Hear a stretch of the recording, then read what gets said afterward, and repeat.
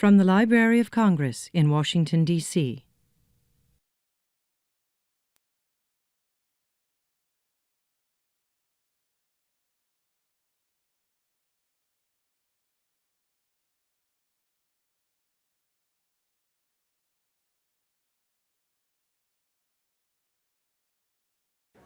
It's been a joy to present Meredith Monk here at the Library of Congress. Here. And a joy to hear you, particularly here in our hall, such a beautiful clarity. We talked a little bit earlier today, very briefly, about the exhilarating and dizzying course of the last year for you, celebrating 50 years of composing and performing. The residency that you held. I started when I was two. Right. Oh, and your mother was a singer, right? Yes. Yeah. And most recently, of course, receiving the National Medal of Arts from President Obama. What has that been like for you, the intensity and the sheer number of events, and also what's your trajectory now? What was before the trajectory? I'm sorry, I missed it. What has it been like for you? You talked about the feelings. Well, getting the National Medal from President Obama, I'm still shaking from it. It was, I'll never forget it in my lifetime, and a beautiful human being. And yeah, I mean, really, when they called me up, I was shaking for a few hours. It's sort of beyond your, you just do your work, basically. So, something like that happens, and it's kind of beyond your dreams or, I mean, you're just step by step doing your work. So it was a magical day. But the 50th year was really interesting because, it was a way for me to also look back over many, many, many different aspects of my work. I was the Debs composer in residence at Carnegie Hall. And so we did 6 concerts, different concerts at Carnegie Hall, really emphasizing the variety of the work. Like, for about the last 15 years, I've been trying to work a little bit more with instrumental ensembles like an orchestra or chamber groups, mostly with voice, but because that is my instrument. But I did try this. I did a premiere piece for a very wonderful ensemble called the ACJW, which is the Academy Carnegie Juilliard Weill ensemble, and they get a stipend for 2 years. It's young musicians who want to play chamber music mostly, and they're very, very fine musicians. So I thought, bite the bullet, don't put a voice in there. I mean, that would be the way that I feel more secure. Why don't you just use the 7 instruments? And so, in the old days we used to, is it my braid? Is it my, the old days when we'd be having this thing. And that was a great experience. And then I did my ensemble. The last concert was a real beautiful potpourri of music for 50 years. And there was one 4-hour marathon where a bunch of different musicians that I love and that I know did their versions of my music, which was very special, including Lee Ronaldo from Sonic Youth and DJ Spooky, Missy Mazzoli. There were, a lot of different people, so that was very special. And then we also performed On Behalf of Nature, which was my last large multimedia music theater piece at BAM, and that does include movement and light, and it has 8 performers in it, and was basically about what we're in danger of losing. Wish we had the space for that here. For back to your chamber music for a moment, do you have any plans for something? We're in the business of chamber music, so anything we should know about? I have a piece in mind, but it probably would be more for chamber-sized orchestra, maybe in voices. And right now I'm working on a new piece with Allison and Katie called Cellular Songs. It's right now 3, so far I've done 4 little a cappella pieces, but it will grow from there. But I'm very interested in, I always use the voice as an instrument, and now I've been really interested in using the instruments as voices. So I've learned a lot about that. And then it goes back into my ensemble, because the whole ensemble also includes John Hollenbeck, who's a fantastic multi-percussionist. And so some of the richness of the instrumental writing that I find with working with the orchestra or something like that, I can put it right back into the ensemble. So I think it's grown in that way. And when you're an artist, you just want to keep growing and growing. That's basically my goal of life, is to hopefully be growing until the day I die and be working. I read a comment from the critic Tom Service, the British critic, saying that he felt that you wanted to give your listeners a vision of concentration and attention in an ever diminishing and in an increasing speed of the world and diminishing attention circle. Yes, because we are definitely victims of weapons of mass distraction, which is what Gary Snyder said, and I think it's so true. So I think that the live performance is such a wonderful opportunity to, first of all, we're all here in the same space at the same time, and that's unusual.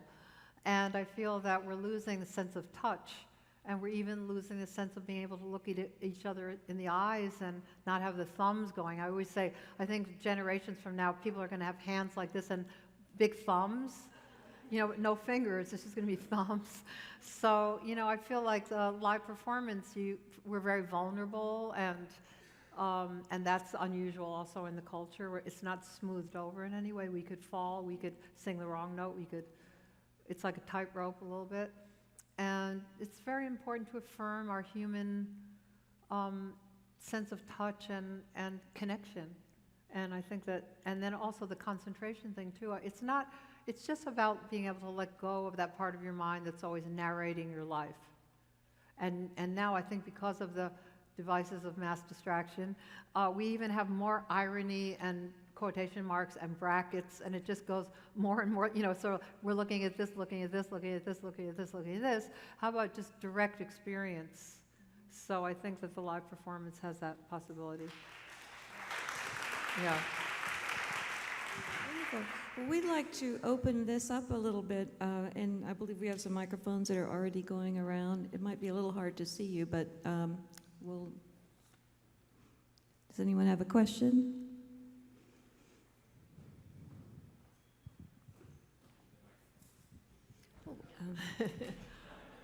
Well, while we're... Well... Or actually, there's someone who has... Meanwhile... Yeah, do you want to speak? I think maybe... Okay. I'm just wondering, since you have brought up the web, the internet, and so forth, have you used technology in a way within your pieces, and have you explored that as another possibility? I haven't done computer, digital kind of that media at this point, but I mean, now I'm speaking through a microphone. I go into the recording studio and they use a computer, even though, I work for ECM and Manfred Eicher is cursing the computer all the time. So I don't know. I mean, I guess my instinct has been to go more towards the, I feel like the voice can do anything, and that I guess I go more and more, keep on doing this acoustic kind of idea as much as I can as a sort of antidote, because there's plenty of that, in the world. But it's not that I'm closed to the possibility of if there was something where it transcended itself somehow, where it's not what it's about, but actually it kind of goes beyond in a way. I mean, I use film in my pieces and, video, that kind of thing, but I haven't done that kind of, computer web kind of idea yet. I'm always open to anything, though, at any point. May I ask about the human touch, the direct experience? Yes. About, in terms of your decision to use the microphone, do you sometimes not use the mic? Yeah, I mean, well, it's funny. I had a voice teacher, and I still study to this day, but this voice teacher, I remember I was singing at Carnegie Hall, and I was doing some of these songs from the Hill, and I didn't have a microphone, and it was so beautiful, the voice in acoustic space, which I really love. And he, a voice teacher of all things, opera teacher and everything, he said, you should use a microphone because then you get to hear the little nuances and the clicks, so or the little kinds of very subtle kinds of things. And so we could easily, in this beautiful room that has a lot of ring to it, we could certainly sing without a microphone, but sometimes you don't want to push, because if you push past it, you don't get also the little tiny detail. So that's usually why I use microphone. But in a room that's very live and we're a very small room, we would go without a microphone easily. There's a very beautiful upstate New York, in East Meredith, New York, there's a beautiful old church that has, it's all wood, and you know, it's so beautiful with the acoustics, you really don't want to have a microphone with it. Yeah. So a very specific question about the instrument that is being played at the woman at the door that gave that. Yes, that's a Ken Gao. That's a Ken Gao, which is a Laotian instrument. Where did you get the idea to use that? How does it give such a wonderful French? Well, Bodan Hilash has a collection of so many instruments, you know, so many flutes, and you know, he's also one of the really great contrabass clarinet players and contrabass saxophone players. There aren't too many of them. And he, you know, one of the most wonderful things about working with Bodan is that he has this incredible range of instruments and instrumental skills. And so when we're working on something, we try to find what the best sound would be for that. Yo, you're very welcome. I mean, I was going to tell him to come out, but he may be downstairs, but he could tell you. But On Behalf of Nature, we use a teeny little flute at the very beginning. He uses a contrabass clarinet. He uses a bass clarinet and regular B-flat clarinet, and I mean all kinds of things in the piece. Yes. So along the sound, you were doing a form of overtone singing. Yes. It seemed like it was coming from the throat. Can you describe that technique? It's very close to what you have to do with the Jew's harp. With the Jew's harp, I change the inside cavity of my mouth to make the different tones that you hear over the fundamental of the Jew's harp. So basically, I'm keeping. It's actually also not so relaxed. You have to keep that fundamental, and you close off some of the places in here so that it isolates that overtone. So the mid-range, you're not hearing it so much. You're hearing the fundamental. And then by closing off, and actually it's coming through here, you hear that overtone. And actually, in some ways, you hear overtones better with a men's voice, because you know, sometimes if we're actually singing our fundamental pretty high, then our overtone it's not in human hearing. I was singing that song pretty high today, and so I was getting a different kind of overtone than I might if I was singing a half a tone lower or a tone lower. Yes. I was wondering, you said you came from a musical family. Mm-hmm. I wonder when you shifted from sort of the classical, anti-classical music Mm-hmm. into more of this style early on. Well, first of all, my mother was a jingle singer on the radio. She was the original Muriel Cigar, Blue Bonnet Margarine, Schaefer Beer. My grandfather was a bass baritone from Russia and came to the United States and then sang in all kinds of places, Carnegie Hall, Brooklyn Academy. He would do concerts with a contralto, bass baritone and contralto. That's unusual. And then he opened a music conservatory up in Washington Heights. So that side of the family, and I heard that my great-grandfather was a cantor in Russia. So that singing thing was something that was very natural for me. Movement was quite hard because I have strabismus, an eye thing where I can't fuse two images. And my mother heard about Dalcroze Eurythmics. So my earliest training was in Dalcroze Eurythmics, which is an integration of the body, and you learn music through the body. But I think I learned my body through music. So, but I was moving a lot as a child, dancing too. So my background, I have a combined background in music and in dance, and also theater. So I think that's also partially why when I had that revelation at the piano doing regular classical exercises, that I realized the voice could also be a nonverbal instrument. I think coming from a movement background, I trusted that. I trusted that nonverbal communication is very deep. And at Sarah Lawrence, I was in the voice department. I studied classical singing, leader, opera workshop. And then when I came to New York, my pieces were more gesture-based, a little bit of voice, and very cinematic kind of structures. And I was missing singing, and so I just sat down at the piano and started vocalizing, and then I had this revelation, and from that point on, my life really changed. And the revelation also included that within the voice could be male and female, different landscapes, characters, ages, different ways of producing sound. I instinctively felt that it was a very deep and ancient instrument. It could delineate feelings and shades of feelings for which we don't have words. And it also, strangely enough, was a way of coming back to my family, because it being in a bunch of singer family, a family with a bunch of singers, it's kind of hard to find your spot. So, and I had done a lot of choreography up to that point, and because my physical limitations, I had to find my own vocabulary, which was a blessing, that I had found my own way of finding movement. So I knew how to work, so that when I had the revelation of the voice, I knew to go into the studio and I knew how to work with my voice, and I had a more wide-ranged, you could say virtuosic instrument as a singer. So it was like I came home when I had that revelation. And it's been all these years thinking of the voice and the body as one. Because I think that our singing style is very kinetic. And then, like, Katie didn't come from a movement background, but she's a wonderful mover. So, we come from different backgrounds with the ensemble. And maybe just one or two more questions, maybe here.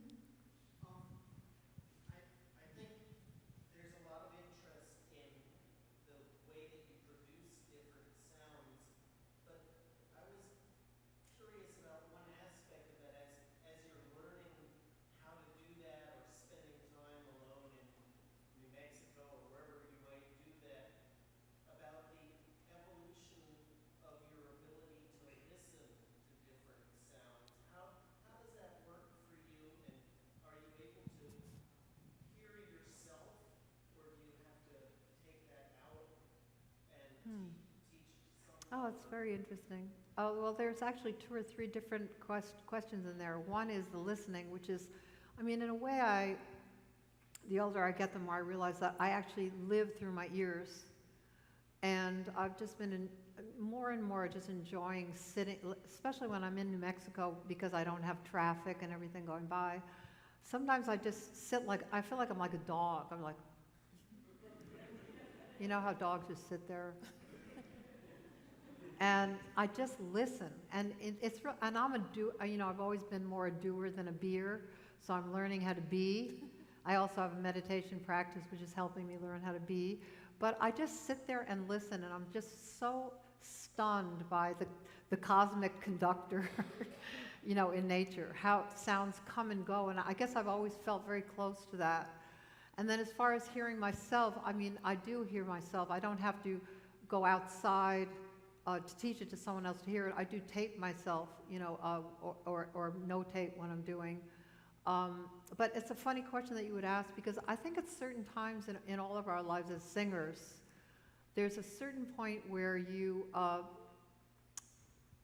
have to kind of relearn that coordination of hearing yourself in relation to what's around you. Sometimes you lose that coordination, so you're either not hearing what's around you enough, or you're not hearing yourself enough. So really staying in tune and everything is doing both things simultaneously, listening and being able to hear yourself. So sometimes I give in my workshops like an exercise like that, where you're singing, it's like a big group of people, and you choose a tone. Everybody chooses a tone. At the same time, you're listening to the whole thing, and you choose somebody else's tone when you finish yours, so that it keeps on shifting. It's kind of like a big cluster that keeps on shifting. And so that's that thing of being able to, and also when you sing with groups, like say choral pieces or something like that, or groups, I always say, if you only hear yourself, you're singing too loud. Because one of the most wonderful things about singing with other people is hearing the other people. That's the pleasure of it. Thank you. Wonderful question, thank you. All of the questions were wonderful, thank you, appreciate it. Maybe that might be it for the evening, a glorious evening. Thank you. Master of the Voice, Meredith Monk. Thank you very, very much. Thank you so much. Thank you. This has been a presentation of the Library of Congress. Visit us at loc.gov.